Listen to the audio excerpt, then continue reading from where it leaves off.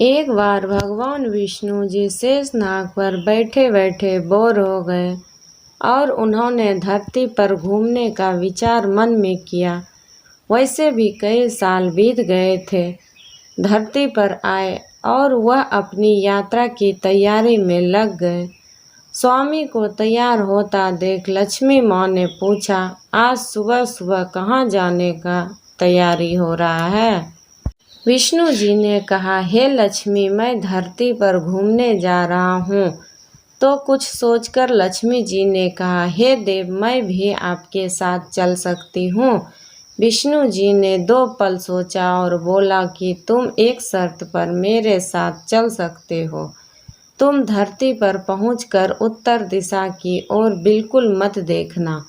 इसके साथ ही माता लक्ष्मी ने हाँ कह के अपनी बात मनवा ली और सुबह सुबह माँ लक्ष्मी और भगवान विष्णु धरती पर पहुँच गए। अभी सूर्य देवता निकल रहे थे। रात बरसात होकर हटी थी। चारों ओर हरियाली ही हरियाली थी। उस समय चारों ओर बहुत शांति थी और धरती बहुत ही सुंदर दिख रहे थे और माँ लक्ष्मी मंत्रमुग्ध होकर देख रही थी और भूल गई थी कि पति को क्या वचन देकर आई थी और चारों ओर देखती हुई कब उत्तर दिशा की ओर देखने लगी, पता ही नहीं चला। उत्तर दिशा में माँ लक्ष्मी को बहुत ही सुंदर बगीचा नजर आया और उस तरफ से भीनी खुशबू आ रहे थे और बहुत ही सुंदर सुंदर फूल खिले थे। यह एक फूलों का खेत था और माँ लक्ष्मी बिना सोचे समझे उस खेत में गई और एक सुंदर सा फूल तोड़ लाई। लेकिन यह क्या, जब माँ लक्ष्मी भगवान विष्णु जी के पास वापस आई तो भगवान विष्णु के आँखों में आंसू थे और भगवान विष्णु ने माँ लक्ष्मी को कहा कि कभी भी किसी से बिना पूछे उसका कुछ नहीं लेना चाहिए और साथ ही अपना वचन भी याद दिलाया। माँ लक्ष्मी को अपनी भूल का पता चला तो उन्होंने भगवान विष्णु से इस भूल की माफ़ी मांगी। तो भगवान विष्णु ने कहा कि जो तुमने भूल की है उसकी सज़ा तो तुम्हें ज़रूर मिलेगी। जिस माली के खेत में तुम मेरे बिना पूछे फूल तोड़ा है, यह एक चोरी है। इसलिए अब तुम 3 साल तक माली के घर नौकर बनकर रहो। उसके बाद मैं तुम्हें वैकुंठ में वापस बुला लूँगा। माँ लक्ष्मी ने सर झुकाकर चुपचाप हाँ कर दी और माँ लक्ष्मी एक गरीब का रूप धारण करके उस खेत के मालिक के पास गई। घर क्या एक झोपड़ा था और मालिक का नाम माधव था। माधव के बीवी और 2 बेटे 3 बेटियां थे। सभी उस छोटे से खेत में काम करके किसी तरह गुजारा करते थे।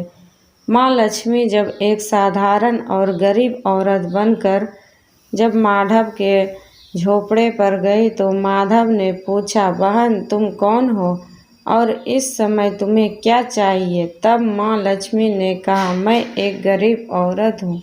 मेरे देखभाल करने के लिए कोई नहीं है। मैंने कई दिनों से खाना भी नहीं खाया। मुझे कोई काम दे दो, साथ में मैं तुम्हारे घर का काम भी कर लूँगा। बस मुझे अपने घर में एक कोने में आसरा दे दो। माधव बहुत ही अच्छे दिल का था। उसे दया आ गई, लेकिन उसने कहा, बहन मैं तो बहुत गरीब हूँ।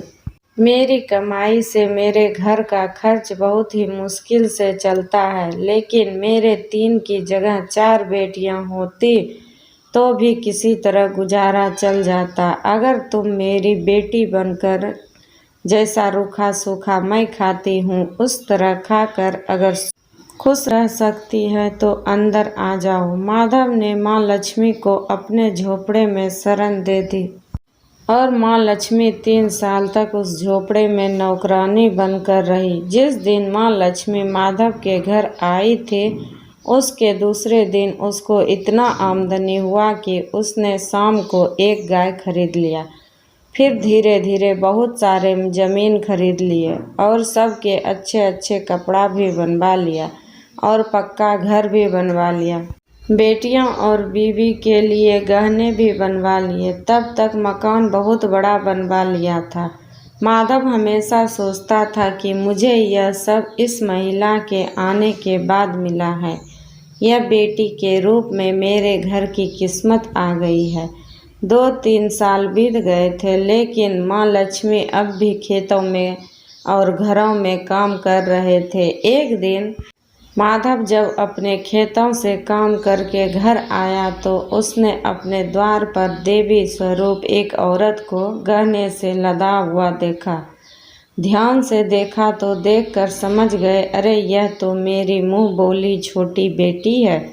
तब वह समझ गया कि यह तो माँ लक्ष्मी है। तब तक माधव का पूरा परिवार घर से बाहर आ चुका था और हैरान होकर माँ लक्ष्मी को देख रहे थे। माधव बोला, हे माँ, हमें माफ़ कर दो। हमने तुमसे अनजाने में घर का और खेत का काम करवाए हैं। माँ, यह कैसा अपराध हो गया है। हे माँ, हमें माफ़ कर दे। अब माँ लक्ष्मी मुस्कुराए और बोले, हे माधव, तुम तो बहुत अच्छे और दयालु व्यक्ति हो। तुमने मुझे अपनी बेटी की तरह रखा, अपने परिवार के सदस्य की तरह। इसके बदले में मैं तुम्हें आशीर्वाद देती हूँ कि तुम्हें कभी भी खुशियों की और धन की कमी नहीं होगी। तुम्हें सारे सुख मिलेंगे जिसके तुम हकदार हो। और फिर माँ अपने स्वामी के द्वारा भेजे गए रथ पर बैठकर बैकुंठ चली गई।